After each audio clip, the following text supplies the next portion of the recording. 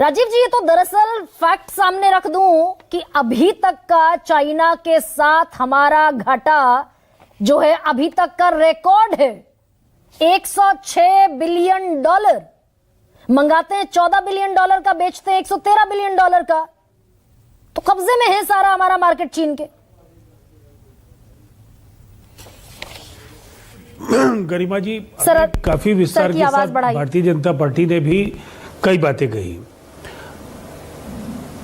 और कांग्रेस से अतुल लोंडे पाटिल के आरोपों की फहरिस्त भी सामने है।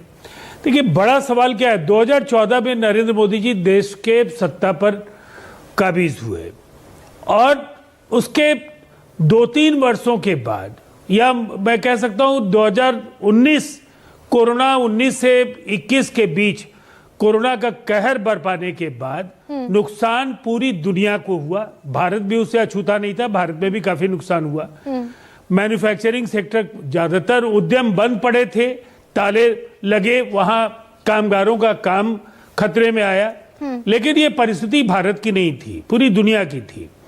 लेकिन हमने अपने आर्थिक अस्थायित्व के दिशा में कुछ तो बड़े कदम उठाए होंगे कि आंकड़ों के जरिए हम एक अंश दिखा पाते हैं जो तस्वीर का एक पहलू है। लेकिन दूसरी तरफ आज अगर अमेरिका, यूरोप के ज्यादातर विकसित देश और चाइना जो बड़ी शक्तियां हैं, उनके मुकाबले आपका ग्रोथ रेट इस बार जो पिछली तिमाही में भी जो था वो 8.2% था। और मुझे लगता है 3% से 4%, 2.5% से 4% के अंदर दुनिया के ज्यादातर बड़े मुल्कों की आर्थिक जो वृद्धि का दर है वो है। सर, ये जो चाइना वाला मैटर है राजीव जी, चौथी अर्थ, क्योंकि चीन को लेकर बहुत बात हो रही है और मैं सिर्फ चीन पर प्रिसाइजली फोकस करना चाहती हूँ। भाई, ये कोई छिपा हुआ सच है क्या कि चीन ने हमारे पूरे बाजार पर कब्जा कर रखा है? 14 बिलियन डॉलर बेचते हैं, 113 बिलियन डॉलर का खरीदते हैं।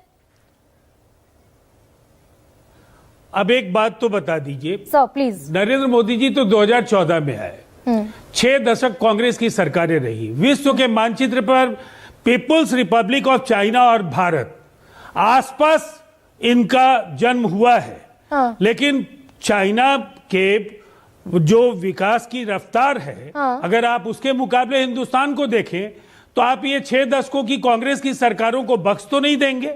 आज जो टैरिफ को लेकर के अमेरिका का दबाव बढ़ा और जिस तरह से हम लोगों ने ब्रिक के जरिए, जिस तरह से हम लोगों ने आसियान देशों के साथ निकटता बढ़ाई, एससीओ को एक प्रभावी मंच के तौर पर इस्तेमाल करने की कोशिशें हो रही हैं। दुनिया में हमने अनेक विकल्प ढूंढे और ये सच है कि अभी ओमान में आपका फ्री ट्रेड एग्रीमेंट हुआ। ऐसी कई बात जो विमर्श के दायरे में दुनिया के अनेक मुल्क हैं, परिदृश्य बदल रहा है और मैन्युफैक्चरिंग सेक्टर मैं कांग्रेस को बख्शने के मोड में नहीं हूं। जब आपने खुद कहा, सर एक सेकंड राजीव जी, मैं बिल्कुल कांग्रेस को बख्शने के मोड में नहीं हूं।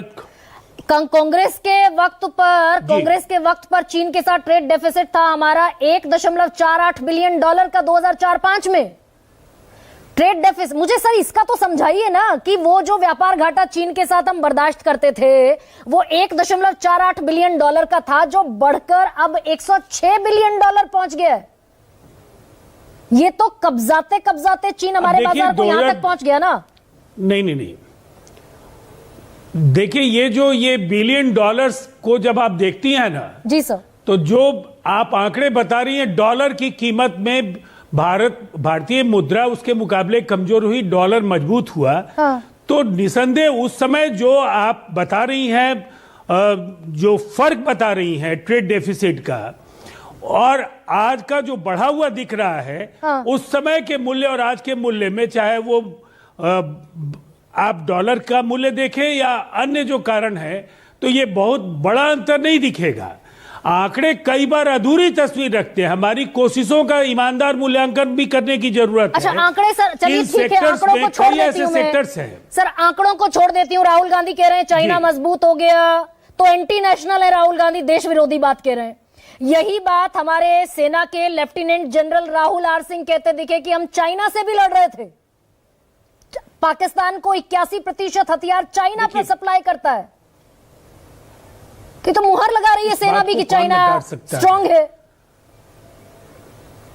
नहीं, देखिए, डिप्लोमेसी और सीमाओं की सुरक्षा ये दोनों अलग मसले हैं। चाइना की भूमिका कौन नकार सकता है कि पाकिस्तानी सेना के शस्त्रागार में चीनी जो हथियार हैं वो भरे पड़े हैं, उनको टर्की का सहयोग मिला।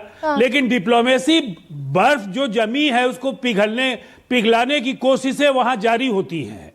एससीओ जैसे फोरम या समय समय पर जो बाइलैटरल जो भी बातचीत होती है वो क्या है, ये कोशिशें हैं सीमा विवाद, आपका जो आपके व्यापारिक और रणनीतिक साझेदारियों को बेहतर बनाने की कोशिशें। सर मैं अलग सवाल ये पूछ रही थी तमाम आपसे। मुद्दे हर सर मैं थोड़ा सा अलग सवाल शामिल पूछ रही थी आपसे। मैं आपसे पूछ रही थी, भाई राहुल गांधी कह रहे हैं मैन्युफैक्चरिंग सेक्टर चीन के पास चला गया, तो चीन की तारीफ कर रहे हैं, प्रो चाइना है, एंटी इंडिया है।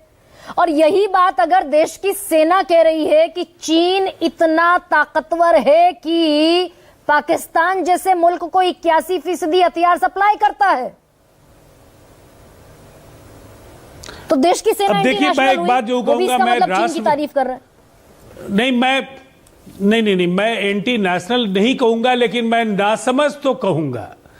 लोकतंत्र में परिपक्वता एक राजनेता के लिए बेहद आवश्यक है। और आप प्रधानमंत्री जी के तत्कालीन जो कई विदेश यात्राओं के शब्दों को लेकर आप जब चर्चा करती हैं, तो आपको भी याद होगा कि उस समय कांग्रेस ने उन पर आरोप लगाए थे। तो आज राहुल गांधी को कौन बख्शेगा कि अगर जॉर्ज सोरस से जो जुड़े हुए फोरम्स हैं, इस बार भी जर्मनी में कोरोलिया वॉल जो सेंट्रल यूरोपियन यूनिवर्सिटी के बोर्ड ऑफ ट्रस्टीज के मेंबर हैं, वो जॉर्ज सोरोस का फंडेड वो ट्रस्ट है। तो क्या राजीव रंजन ये कह रहे हैं कि एक अराजक व्यक्ति, आप ये कह रहे हैं कि एक अराजक व्यक्ति जो देश के गद्दारों से मिलता है, जो देश के खिलाफ बोलने वाले लोगों से मिलता है, वो विपक्ष का नेता बनकर लोकसभा में बैठा हुआ है, एंटी नेशनल आदमी लोकसभा में बैठा है? नहीं, मैंने जो शब्द कहा, अगर उसके बाद आप फिर से अपने आरोप दोहरा रही हैं तो मुझे हैरानी है। मैंने कहा राहुल गांधी नासमझ हैं, परिपक्वता का अभाव है, अंतर्राष्ट्रीय फोरमों पर क्या बोलना चाहिए वो नहीं समझ पाते हैं। और ये सच है। ठीक है सर, अगर यहाँ कोई आशुतोष जी, आपने थोड़े सदे हुए शब्दों का इस्तेमाल किया। खत्म कर रहा हूं सर, एक सेकंड, आपने थोड़े सदे हुए शब्दों का इस्तेमाल किया कि नासमझ है। बीजेपी जो सत्ता में है वो तो सीधे सीधे कह रही है कि देश विरोधी है, एंटी नेशनल है। आप ही तो थोड़ा शब्दों का चयन संभल कर रहे हैं। देखिए, मैं जो कह रहा हूं इसको इस नजरिए से देखिए, इसमें आशुतोष जी बेहतर तरीके से इसकी तस्दीक कर पाएंगे कि कई ऐसे कॉकसेस अमेरिका में अलग अलग राष्ट्रों के हितों का संवर्धन करते हैं। उसमें वहां के सीनेट, वहां के हाउस ऑफ रिप्रेजेंटेटिव्स के जो मेंबर्स होते हैं, कुछ बड़े बिलियनर्स हैं जो ये मिलकर के ये ऐसे कॉकसेस चलाते हैं। ठीक, मैं समझ गई। अमेरिकी यात्रा के दौरान राहुल जी की मुलाकात जो हुई थी, मुझे वो भारत विरोधी फोरम का जो